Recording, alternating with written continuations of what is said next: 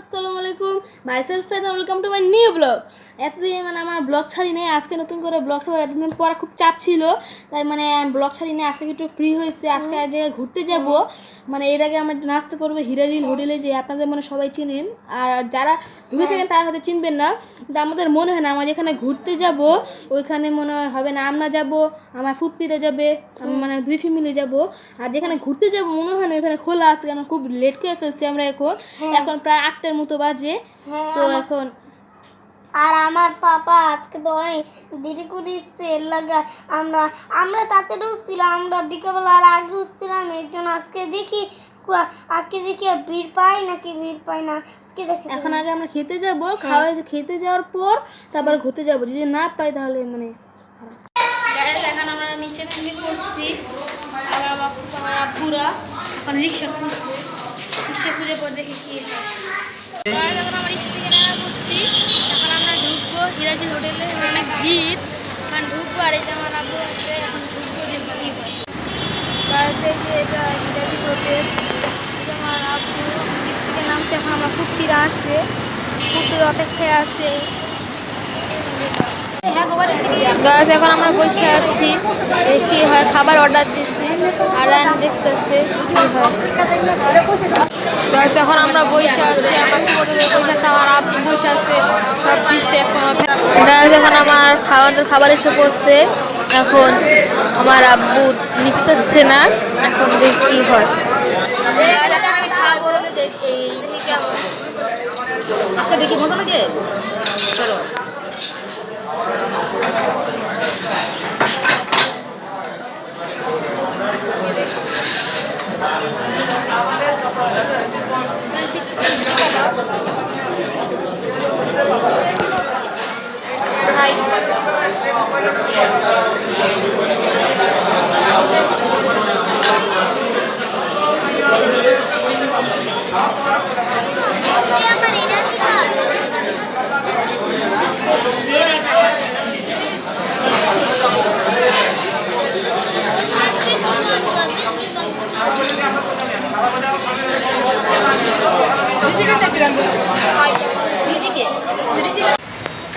এখন আমার হিরাজি থেকে এসে বসছি। এখন আমরা হেঁটে হেঁটে যাচ্ছি, আমার পিছনে আমার আব্বু, আমার ভাই আছে। এখন আমরা হেঁটে হেঁটে যাচ্ছি, কোথায় যাই দেখি। আর আমার যেখানে ঘুরতে যাওয়ার কথা ছিল, মানে ওই জায়গাটা বন্ধ হয়ে গেছে, তাই এখন বাসায় যাবো। ওজন মাপতে দিবা? যখন আমার তো ওজন মাত্র 16 কেজি, আমি হলো 40 কেজি। আমার আম্মু এখন আমার ফুফাতো ভাই আসে ফুচকা খেতে, ওর ফুচকা খুব ভালো লাগে।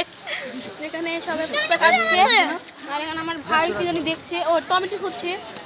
আর এখন আমার ফুফাতো ভাই খাচ্ছে, খুবই আমি তারপর একটু বলে গাইস।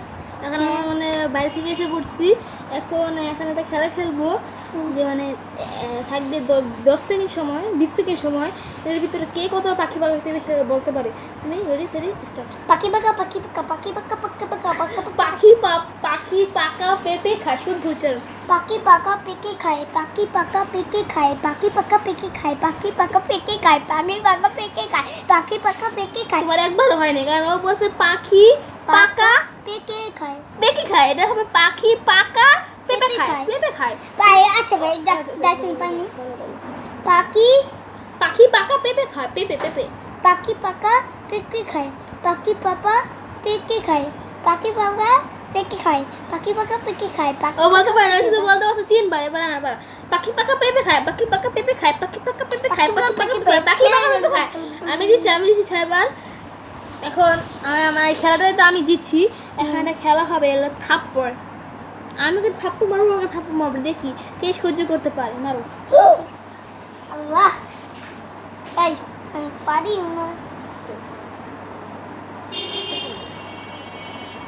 গাইস, ও আমাকে আসতে বলছে। তুমি যদি আমাকে জোরে মারো, আমারটা হবে কষায়া। মারো। তুমি যে কথা মারতে লাগতে দিন কান্দবা।